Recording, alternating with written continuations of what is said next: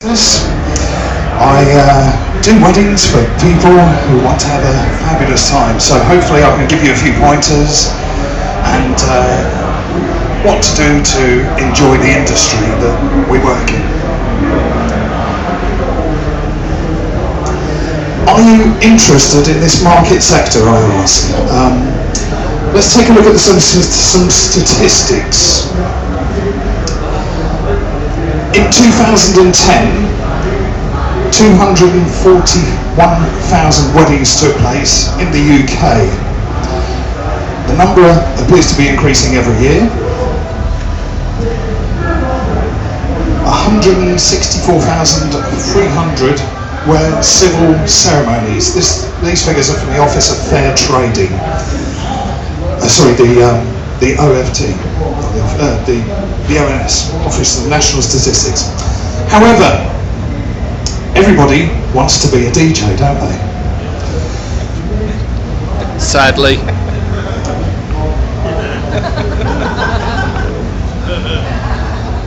Oh dear. I've pinched a few pictures from somewhere. Now, the question is, can you be the wedding DJ? It's a very, very important day in somebody's life. Helen and Stuart need a proper DJ. They want somebody who's going to deliver some exceptional service for them. It's a very, very important day in their lives. Let's have a look at the wedding venues that I've worked in. I've worked in castles, big budget weddings these, expensive venue, beautiful food. They need somebody who can work to a high standard. This could be you, it needs to be. We need some good quality DJs around. You know how to DJ, let's put it in practice for the weddings. Marquees, throughout the summer, sometimes in the winter as well. Marquees, great functions. A few challenges technically for a marquee. TPs. I had a bad experience in one of these. Has anybody done a disco in one of these before? Hands up, anyone? Yeah. Did they light a fire inside there? They did. I nearly choked to death. It took me 3 weeks to recover from that. Fantastic party, but you know, a TP. Also a little bit challenging because the walls are really DJing. But great fun, yeah. Race courses. This is Lingfield Racecourse in Surrey. Big venue.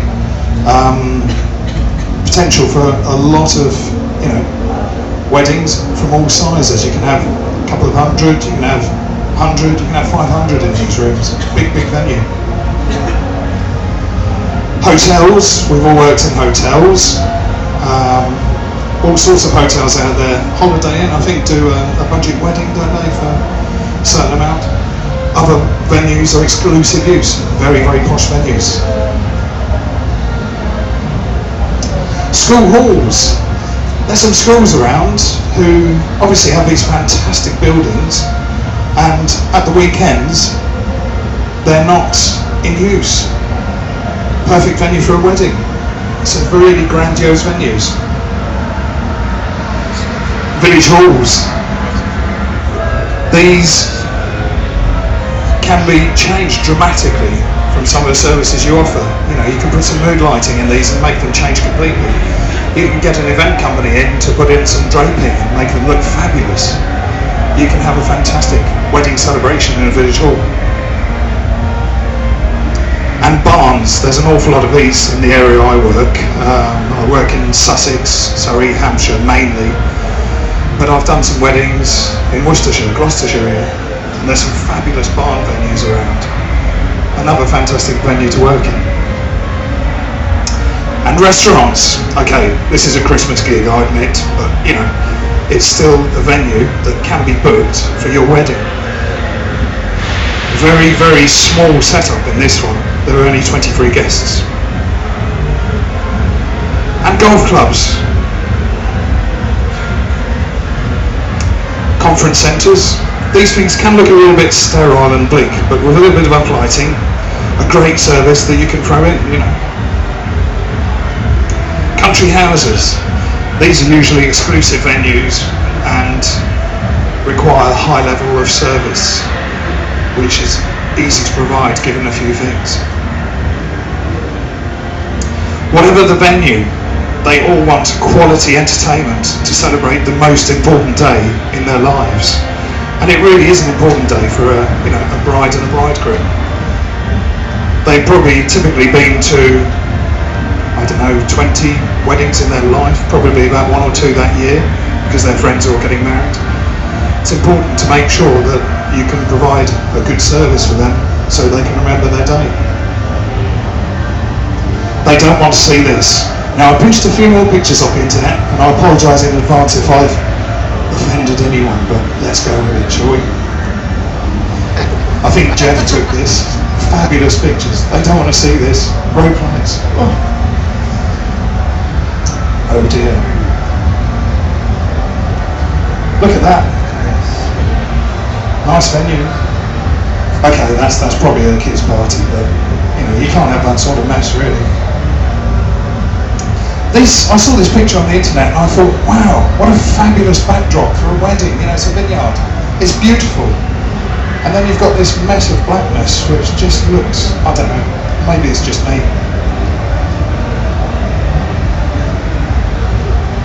This guy is bored out of his head. He's probably got auto mix running. The party's here. Who's got these lights? Do you know what they are? Anybody know what they are? Martin Destroyer, ring a bell? Who's got Martin Destroyers here? They get really warm, don't they? What's a wedding? It's a family party. There's people this size. That scares me. Let's look at a typical wedding day with a view of what services you can offer to your client, okay? The big day can involve a number of services. A civil ceremony or a religious service. Very difficult to offer a service for religious service, but for a civil ceremony you can do a PA. You can do the music for the civil ceremony. After the civil ceremony, people usually have photographs taken and have pins on the lawn or some canapes, something to nibble. It's a long day. You can offer background music for this. Then there's the wedding breakfast. Usually lasts a couple of hours. Everybody sits down. And at the end, usually, are the speeches. Sometimes they happen during the wedding breakfast, sometimes before. You can offer background music. You can offer radio microphones for speeches for this sort of thing. There's the cake cutting. The cake cutting can lead to a first dance. It's something which you can announce with meaning. And finally, there's the thing that you do, which is the party, and you guys are experts at that. So, for a civil ceremony, you may be working with a musician, a harpist or something. The client might want to use a harpist for a particular bit of music, but they might want to use you for some recorded music to play it. It could be indoors or outdoors. This was a civil ceremony outdoors in a lovely courtyard. It was the middle of summer. You obviously need to liaise with a registrar because they are running the event. During the photographs afterwards, you may be working with a musician. You may provide background music. It could be indoors and outdoors. You could provide the Master of Ceremony service if you've had some training, or a Toastmaster service if you've had some training. You may be working alongside a Master of Ceremonies or a Toastmaster.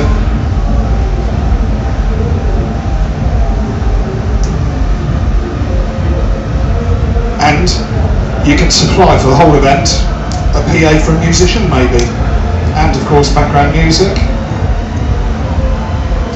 Cordless microphone, very useful. Be the Master of Ceremonies or the Toastmaster. Have I said this before? I might have done. These are the speeches outdoors. The cake cutting ceremony, you may need a PA, a cordless mic, You may need to coordinate with a photographer, make sure that they are there, everybody is in place. Make sure everybody knows a few minutes before what's happening.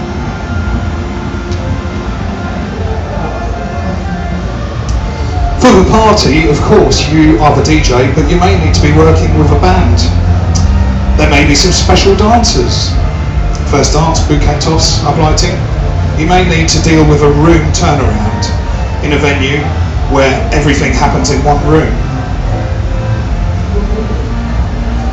For the disco itself, when you're DJing, I strongly advise you to learn to mix. This is a really useful skill. It's fairly straightforward, it's not black magic. We run events where at Cedar we have some education days, we may do a mixing workshop. It's really useful for today's bride and bridegroom because they are the clubbing generation. They kind of expect you to learn to mix or to be able to mix music. They don't want to hear a bloody radio show. That was Wham and here's ABBA. What? No. Minimal talk, basically. You need to be smart. This is how I turn up at a wedding these days. You need to be polite and smile. They're your customer, it's a happy day, it's a wonderful day.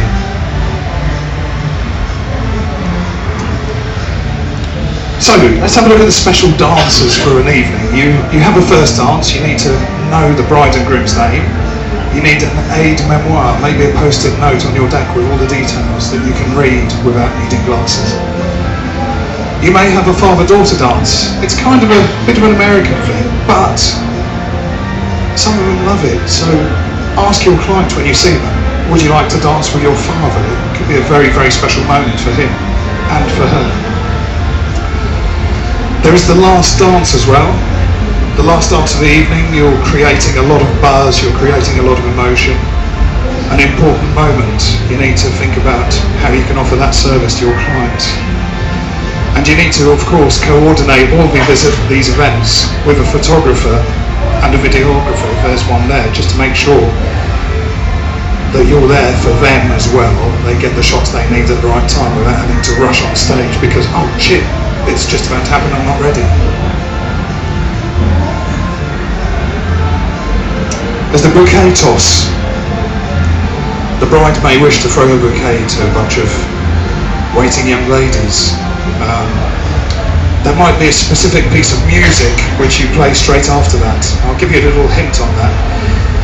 One bit of music that works really well. Talk to your bride and bridegroom. What's the standout track of the hen night? And this year, I think in the last year, it's probably Single Ladies, isn't it, by Beyonce. They'll remember that as a typical choice. But just ask them, is there a standout track which they might want to use to play immediately afterwards? And that will guarantee all the hens are on the dance floor, which is fantastic, really good fun. You can do something similar for the stags as well. The big finale, the send-off. A particular music selection, a tunnel of love, a big circle. We've got Ashley and Sue here. Ashley and Sue got married this year. Congratulations to you two, you're here. It's got to be high energy. You need to remember this moment for the rest of their lives, yeah? So, how do you get this work, this lucrative work, let's face it, you can make a reasonable living out of this full time. Market yourself to the right people and the right places. Make sure everybody knows what you do. I mean everybody. You don't know where your next gig is going to come from. Yeah? It may not be worth putting an advert in Yellow Pages for a wedding. I don't know of any brides and bridegrooms that look into Yellow Pages for a wedding. I don't think so. They'll look on the internet, Google, you know. Make friends in the wedding industry. Photographers, caterers, bars, videographers, venues. Be professional, smarten yourself up. Your website, your business communications, and your social media. Have a presence on Facebook, it's a very useful place. I get quite a few inquiries from Facebook weddings. Get trained, this is the crucial bit. Customer service. Customer service is essential. You're dealing with people, they want to buy into your service. It's not a product, it's a service.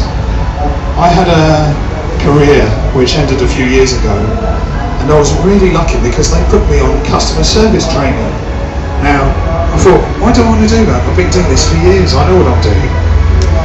But it was gold, it was really good. I applied all that stuff to what I'm doing now, and that's really, really useful stuff. Customer service is key to this. There is some Master of Ceremonies training available. There's a couple of courses that run in the UK which are DJ specific. One of them is the Bog Frog training, and the other one is the Marbecca method. I've been on both. They've both been great. The Marbecca method is really in-depth, it's heavy, it's really useful. It shows you what you need to know to provide the service for a wedding. You need to know some marketing skills, you need to have your salesman hat on, and that's where I find it the most difficult. I'm not a salesman, I'm just myself, so I find it very difficult selling myself. But you need to know all these skills. Learn to mix, I love this one. Learn about creative lighting. You don't want to flash, you don't want to blind your audience. A wedding has got a load of different people in it, different age groups, not just the clubbing generation. And finally, network with your peers. We've got a room full of DJs here. How many of you know each other? Well, I recognise a lot of faces here. Go to events like Natch, like Cedar. These events are there for networking as well as playing with new kit. There's plenty of events here that go on as well. After the show there's events. Network. Really useful. And finally, charge a realistic fee. This is a contentious one. I'll never get more than 200 quid in my area. Bollocks. You will. Market yourself to the appropriate sector.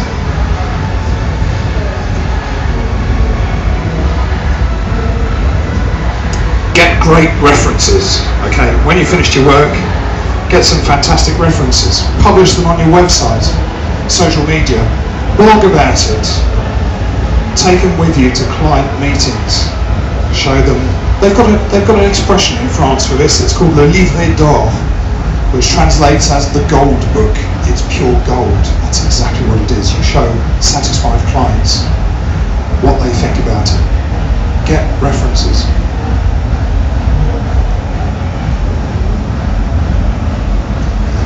Let's have a look at what the bride's biggest fears are, shall we? Do you recognise this bloke? Yeah. I need a drink, hang on. There's something you need to know. If you ever present one of these things, you're going to get very dry very soon, so you need to keep drinking. I found that out the first time I did it. I was still failing that bit.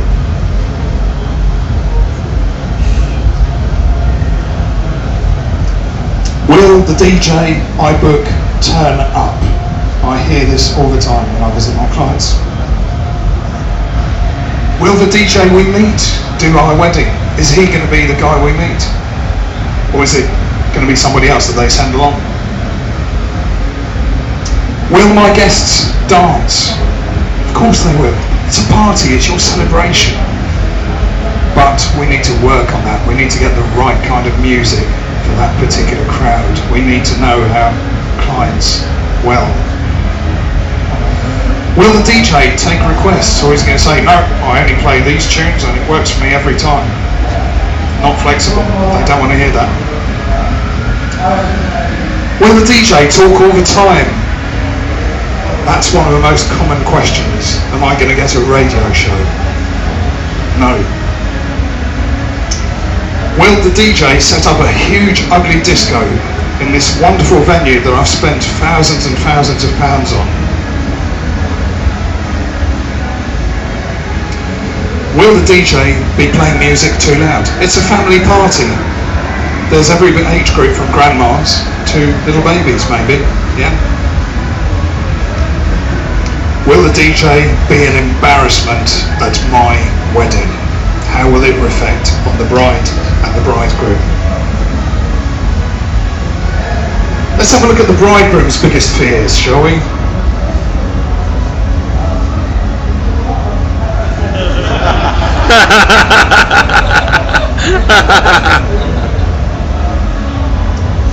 What does your client want at the end of the day? They want complete peace of mind and an awesome day. They want to remember it for the rest of their lives. They want a professional and reliable service. They want the DJ to understand their needs. They want to see a busy dance floor. That's down to music choice, really. And they want no nasty surprises on their day. That's crucial. How do we achieve this? You get an inquiry on the phone or by email. What do you do? This is what I do. I ask them to meet me either at the venue or in their home, in the comfort of their home. When I meet them at a venue, I turn up probably like this, but probably without such a loud shirt, yeah. Because when I'm at the venue, there may be other professionals there. The venue manager, he wants to see that I'm a professional. When I go and meet the clients in their home, I'm usually in jeans and a t-shirt because that's what they're in. I'm echoing what they are. It puts them at ease. It gives you the opportunity to say, I wouldn't ever turn up like this at your wedding, by the way. I will be smart. And of course, I show them pictures so they know. Talk to them about the whole day. Find out what their vision for the most important day of their lives is.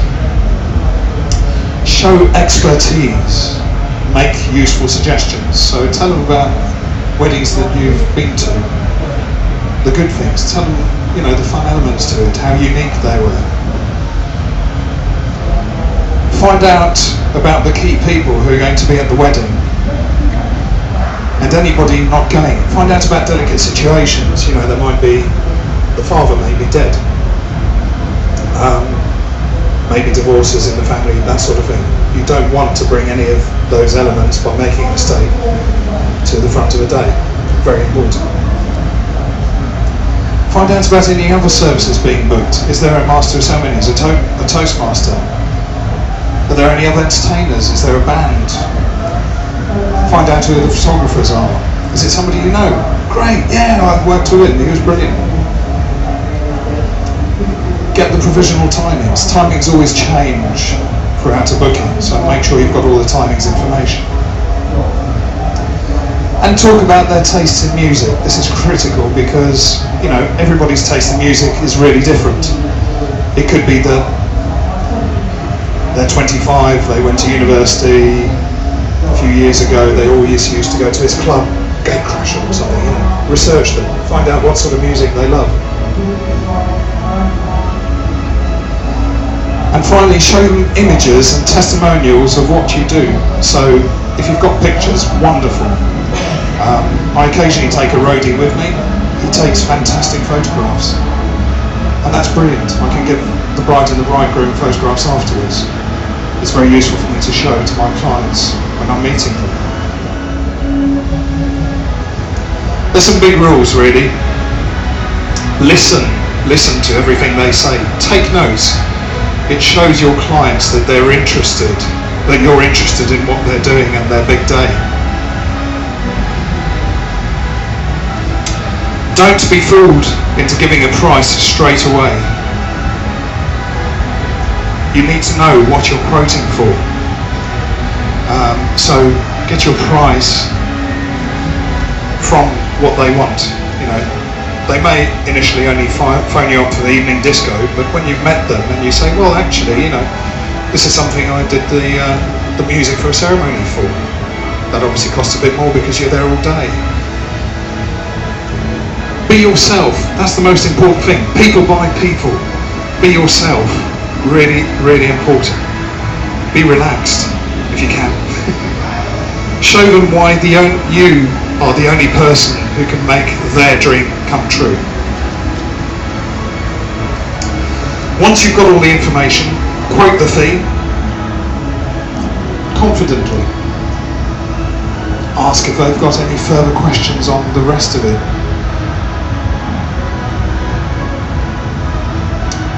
When your client finally books you, confirm your service offering in writing and in email. I know there's plenty of services like DJ Event Planner, DJ Intelligence that do all this automatically, which is great. Personally, I like to do things kind of the old-fashioned way. They've got something tangible in writing. Nothing wrong with the other services, they're automated, it's brilliant, it's really good. If you forget something, it does it for you. Prepare a contract. It gives the customer the complete peace of mind that you are the guy that is going to be there. Have a contract, an agreement. Get an advance payment. I'd probably charge about 20% of the fee in advance. The advance payment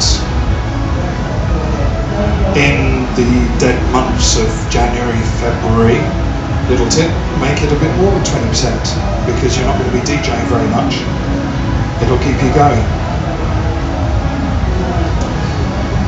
Make yourself no longer available for any other work.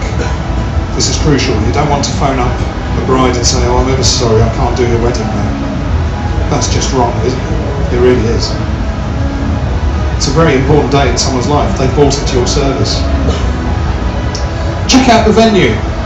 Maybe you've never been there before. Maybe it was 5 years ago since you've been there. Go and have a look at the venue. Make an appointment with the, the events people. Say, "I'd like to come and have a look." Just make sure that there's no problems on the big day. Really, really important. Things change, You might be faced with a new sound limiter that's gone up, and you've turned up with your Function 1 kit. Oops. Know the route. That's quite an important one. If you're checking out the venue, you're going to know the route. We've all got tom-toms, but they do fail. Know where you're going, have an idea. Send the venue, proactively send them your PAT test certificates, your public liability indemnity insurance certificates, and your Pro Dub license if you've got one. Make sure you got your contact information for the venue. They'll be impressed by that. Professional service. Oh, they never do that for us. Well, do it. Prepare the music in advance. Make sure you've got every track that the client may possibly want, and every track that they definitely want. Make sure you got the right versions of First Dances. There's several versions of certain tracks. I've fallen foul of that once. Get the balance of your fee in advance. I ask for my money 14 days in advance. I don't want cash on the night. It's a nightmare for everyone, cash on the night. Get your money 2 weeks in advance. You're a professional.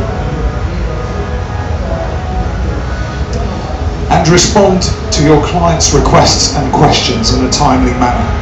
They send you an email. If you can't answer it in full because you're at BPM doing some show, just send them a quick email. I'll deal with it on Wednesday when I get home. Keep in contact with your clients. Before the big day, confirm once again all the details with your clients, either face to face, so go and meet them, or by telephone call, or by email. Telephone and meeting is really good because you're talking to a real person. Email might get missed. Email could be a problem as well because a few days before somebody's event, they may have gone on holiday from work and they will not get their emails. Compile, this is what I do. I'd like to compile free music lists for my clients. Play music, requests that have to be played without fail. So these are songs which are really, really special to my client. It includes First Dance, Father-Daughter Dance, Throwing the Bouquet Dance, all that sort of stuff, yeah? All that sort of music. Compile a play of possible music. This is music that you can play, it doesn't matter if it doesn't get played on the night, yeah?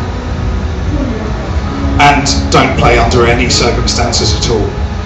This is music which could have been used for family funeral. You don't want to bring back bad memories. It could be that they hate ABBA.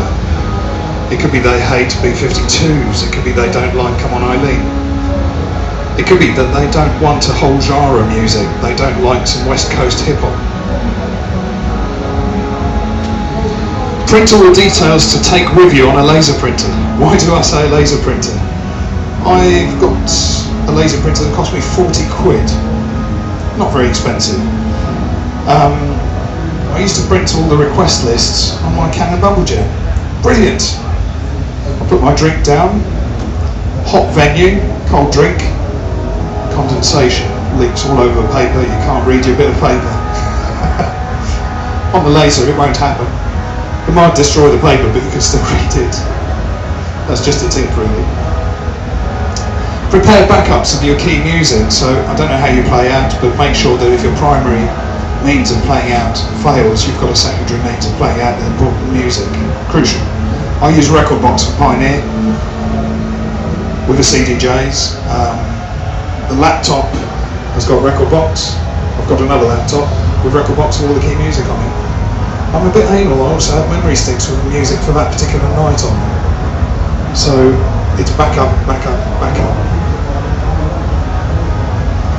Check your clothes and shoes are clean. You might have forgotten from last week's party that somebody threw an ice cream at you or something. Yeah, just common sense, yeah? A few days before.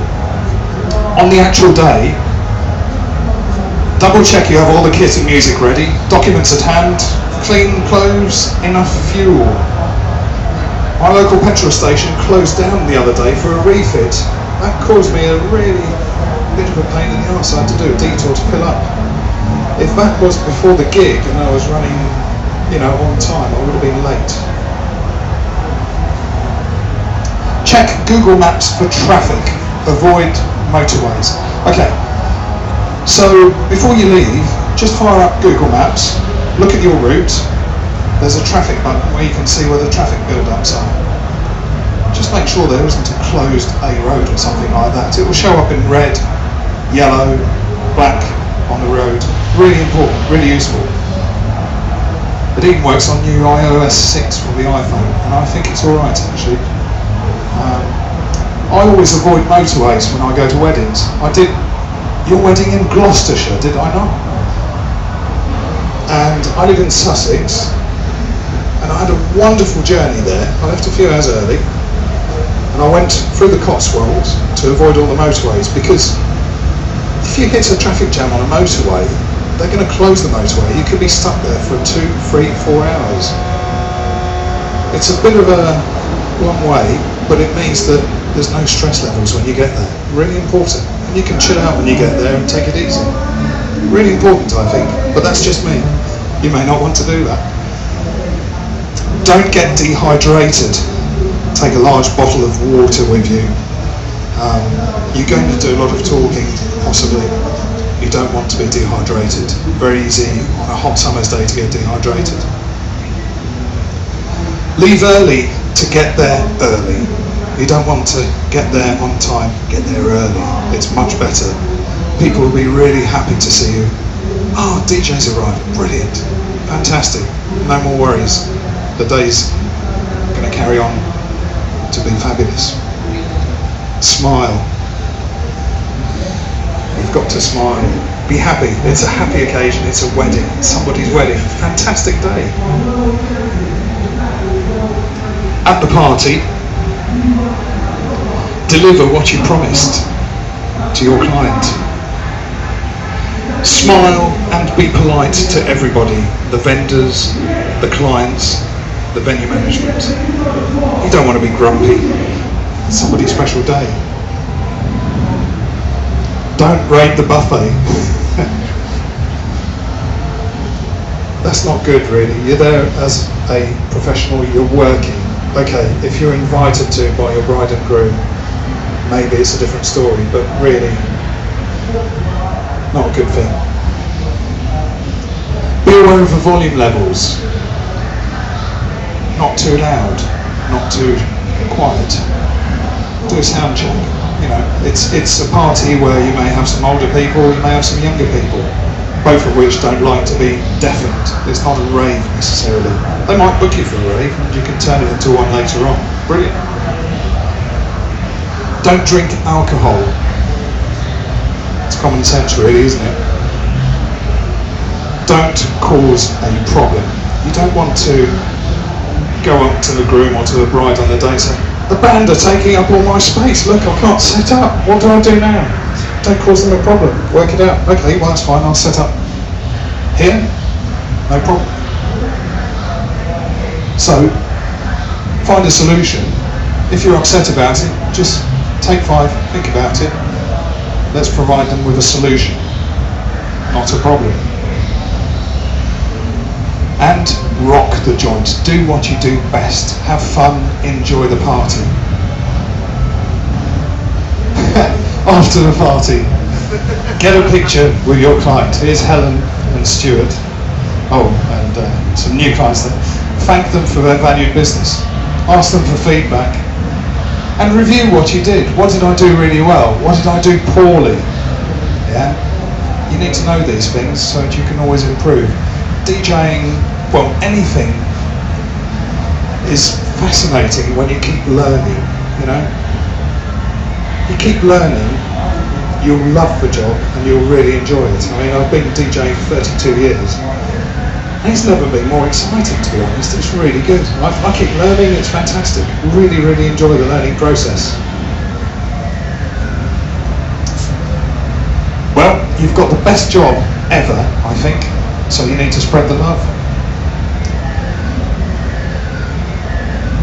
This is all we have for you today, so come and see us at Cedar. We do a bit of training for all this. If you've got any questions, do feel free to ask. Come and have a look, you know, come and talk to us. Thank you.